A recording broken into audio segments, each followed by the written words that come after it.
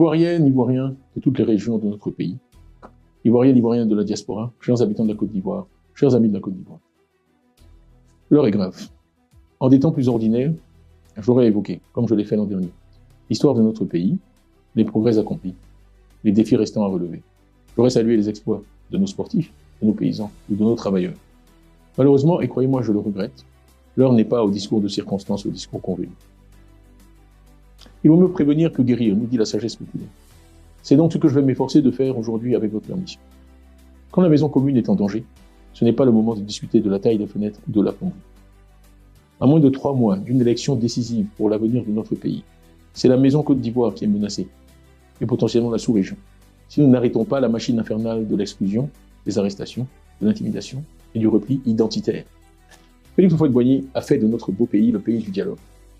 Il est arrivé à force de patience, d'intelligence, de ténacité et aussi une de ses plus grandes qualités, d'humilité si précieuse, à faire que ce mot, le dialogue, pendant toute la période où il fut au pouvoir, soit de façon quasi automatique associé à notre pays. Le dialogue et la paix, mots bénis entre tous.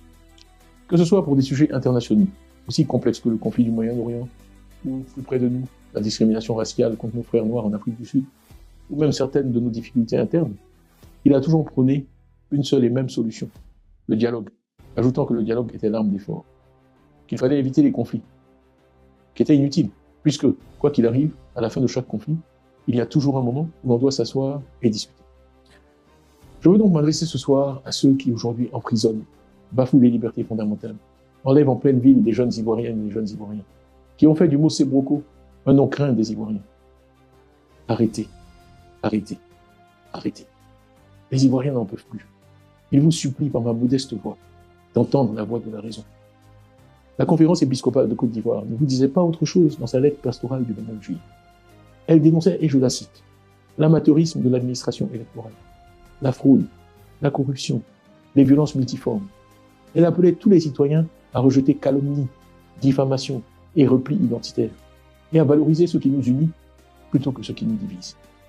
Concernant la question de l'éligibilité à la présidence, la même lettre pastorale appelait à allier respect du droit et bon sens politique, en tenant compte du contexte actuel pour favoriser l'inclusivité et prévenir les tensions. Elle appelait aussi à la mise en place d'une structure véritablement indépendante et professionnelle, condition indispensable pour restaurer, dit-elle, la confiance du peuple dans le processus électoral. Voilà pour la conférence épiscopale. Ensuite, le nouveau président de la Fédération évangélique de Côte d'Ivoire, la FECI, nous disait le 6 juillet ceci. Organisons la meilleure élection présidentielle en Afrique. Élection ouverte à tous. Élection à laquelle tout le monde doit compétir pour que le meilleur gagne. Élection où on n'élimine personne avant la compétition. S'adressant aux leaders politiques de tous bords, il ajoutait « Je leur demande de s'engager dans une logique de dialogue et de paix. Ne sommes-nous pas dans un pays de dialogue ? Félix Houphouët-Boigny, le père de la nation ivoirienne, n'a-t-il pas dit, à juste titre, que le dialogue est l'arme des forts et non des faibles ? Et il nous disait « Chers leaders politiques, soyez tous des forts, soyez tous forts, dialoguez.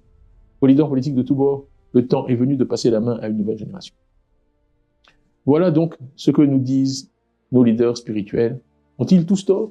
On retrouve les mêmes échos dans chacune de ces déclarations. Ont-ils tous tort ?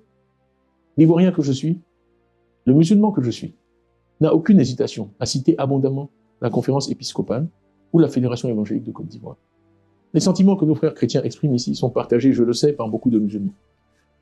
Nulle religion n'a le privilège de la vérité. Et je salue sans hésiter la vérité et la sagesse d'où qu'elles viennent. Merci donc à nos frères chrétiens, catholiques et protestants, de montrer la voie sur ce point. C'est dans un œcuménisme bien compris et bien vécu que nous bâtirons une Côte d'Ivoire en paix et prospère.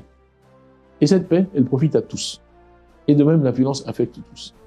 Une balle qui siffle ne saura jamais faire la différence entre un musulman, un catholique, un protestant, un animiste, un évangéliste ou un athée. Et donc, il y a exactement un an, le 7 août 2024, dans mon message, je disais « La Côte d'Ivoire de demain doit définitivement tourner le dos à ceux qui nous a divisés et continuer à nous diviser. » Alors que nous nous rapprochons de 2025, disais-je en 2024, je crains que des leaders essaient de nouveau de nous entraîner dans la voie du conflit et de la violence. Le président Houphouët-Boigny nous a laissé en Côte d'Ivoire une culture de paix, de dialogue et instrument essentiel de recherche permanente de consensus. Il a bâti une Côte d'Ivoire unie, dont les fondations ont pris appui sur notre devise « Union, discipline, travail ». Nous ne comprenons pas ce que nous vivons aujourd'hui. Pourquoi tant d'arrogance ? Pourquoi tant de violence ? Pourquoi toutes ces arrestations ?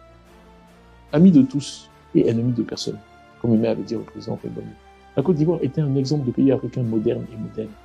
Elle a su surmonter pendant 30 ans tous les défis, qu'ils fussent sociaux ou économiques, dans un souci permanent de cohésion sociale et de richesse équitablement partagée. Cette Côte d'Ivoire était forte de sa diversité, dans une philosophie bien comprise de l'union qui seule fait la force. Ivoiriennes, Ivoiriens, mes chers compatriotes, à la veille de l'échéance cruciale du 25 octobre 2025, force est de constater qu'il règne dans le pays un profond malaise. Le PDCI-RDA, quant à lui, est porteur d'un projet social, économique et politique qui met avant tout l'accent sur la personne humaine, le capital humain, les femmes et les hommes de ce pays. Un projet qui fera régner la paix dans un pays de tolérance, un pays fier et riche de sa diversité, et qui offre à ses enfants, où qu'ils naissent sur le territoire national, quelle que soit leur origine sociale, religieuse ou ethnique, leur chance. Le PDCI-RDA a soigneusement écouté, depuis 18 mois, ce que veulent les Ivoiriens et a développé un programme basé sur ces attentes. Sans être exhaustif, que veulent donc les Ivoiriens? En cette année 2025, la première chose qu'ils désirent, c'est le changement, l'alternance, mais sans violence. Le changement, l'alternance, mais sans violence. Un auteur a dit, savoir comprendre quand il faut partir, c'est de la sagesse. Être capable de le faire, c'est du courage. Pouvoir partir la tête haute, c'est de la dignité. Nous avons aussi été à l'écoute des jeunes. Avant tout, ils ne veulent plus vivre dans la hantise du chômage. Un véritable fléau pour eux. Ils rejettent formellement un système moralement corrompu et en déclin. Ils veulent un débat ouvert, sans crainte d'arrestation, et des élections où ils auront un véritable choix. Ils veulent se donner le droit et les moyens de déterminer leur propre avenir en choisissant des responsables intègres et qui prêchent par l'exemple. C'est cette volonté-là qu'exprimaient les 943 000 Ivoiriens nouveaux électeurs qui ont pris d'assaut les bureaux de la révision des listes électorales à la fin de 2024. Des centaines de milliers d'Ivoiriens étaient prêts à s'inscrire dans le cadre de révision des listes électorales 2025, qui, leur dit-on maintenant, n'aura pas lieu. Pour la majorité de notre population, les femmes, quant à elles, elles attendent un pacte social nouveau, qui leur offre l'opportunité d'une participation plus active à la dynamique économique de notre pays, qui assure la santé et l'éducation de leurs enfants, et leur donne les moyens d'une véritable indépendance, d'une véritable autonomie financière et juridique, seule garantie de leur dignité. Quant aux petites et moyennes entreprises, les PME, mais aussi et surtout le secteur informel auquel je tiens beaucoup, qui est l'essentiel de notre économie, ils espèrent un cadre nouveau, sans corruption, sans administration tatillonne, sans tracasserie administrative, et une économie pilotée par des entrepreneurs nationaux ivoiriens à succès. Nos paysans, quant à eux, ne veulent plus supporter des impôts et des taxes élevés sans en ressentir les bénéfices dans leur quotidien. Nos fonctionnaires attendent de l'État de meilleures conditions de travail, un profil de carrière clairement déterminé et des opportunités. Pas des mesures salariales ponctuelles à l'approche de chaque élection. Les opérateurs étrangers, quant à eux, seront toujours les bienvenus, bien sûr. Ils prennent une part essentielle à notre développement. Mais ils veulent une économie sans corruption et une justice impartiale pour qu'ils puissent investir en toute quiétude et sérénité. Nos magistrats, essentiels au bon fonctionnement de la société et de l'économie, ont besoin de liberté sans interférence du pouvoir en place pour dire le droit et faire que le citoyen ivoirien sente ses droits, tous ses droits protégés. Une personne que je connais dit souvent que dans un bon système juridique, on doit pouvoir porter plainte contre le fils du président de la République et gagner. Nos forces de l'ordre, garantes de notre sécurité, veulent jouer leur rôle de manière républicaine, sans parti pris politique et veiller à l'intérêt général. Donc, les Ivoiriens dans leur ensemble veulent la méritocratie. Ils veulent la responsabilisation à tous les niveaux dans la gestion de la chose publique. Ils veulent aussi, il faut le dire, la fin du rattrapage ethnique et veulent l'égalité des chances, ce qui est beaucoup plus juste. C'est-à-dire investir là où il y a une inégalité, une situation défavorable, sans considération ethnique ou tribale. Enfin, ils veulent une constitution qui, sur le modèle américain, ne changera pas tous les 2 ans. On pourra connaître des amendements, mais ne changera pas tous les 2 ans. La limite de 2 mandats, quant à elle, sera exprimée comme une limite portant sur la vie d'un être humain de la naissance à la mort. De sorte que nous ne visions plus jamais de 3e, de 4e mandat d'une même personne, quelles que soient ses qualités. Force doit rester à la Constitution. La diaspora, quant à elle, veut voir ses droits, et en particulier sa nationalité ivoirienne, sécurisée et non plus remise en cause de façon arbitraire, pour pouvoir contribuer par ses talents et ses ressources financières, comme elle le fait déjà, au développement de notre pays. Tout cela, le PDCI-RDA et moi, son président, nous vous l'apportons. Ivoiriens, Ivoiriens, mes chers compatriotes, tous les Ivoiriens aspirent à la paix. Ils ne veulent plus vivre dans la peur. La Constitution, loi fondamentale de notre pays, garantit à l'opposition et à tous les partis politiques la liberté d'expression et d'action. Le gouvernement, quant à lui, est là pour faciliter l'exercice de ses droits et non pour l'empêcher. La seule solution à l'impasse actuelle est le dialogue. C'est pourquoi le PDCI-RDA s'est uni aux autres partis d'opposition, dans le Front commun et dans la coalition CAP-CI, dans le but d'obtenir que le gouvernement ouvre un dialogue politique pour aboutir à une élection inclusive et apaisée. Un mot à cet endroit de mon propos pour nos amis et partenaires extérieurs qui sont essentiels à la vie et à la prospérité de la Côte d'Ivoire. Le régime actuel est arrivé au pouvoir avec l'aide d'une ingérence extérieure majeure, nous le savons tous, sous l'égide de l'ONU. Sachez donc que les Ivoiriens vous tiennent, vous, à l'extérieur, vous tiennent comptable des agissements de ce régime que vous avez mis en place. Ayant contribué à le mettre en place, certains sont tentés d'évoquer le principe de non-ingérence, pour ne rien dire sur un 4e mandat anticonstitutionnel, l'élimination systématique du scrutin des leaders de l'opposition, les arrestations à motivation politique. Eh bien, cette position de prétendue non-ingérence adoptée par ceux-là même qui ont mis ce régime en place est tout simplement intenable, aussi bien sur le plan pratique que sur le plan des principes, sur le plan moral.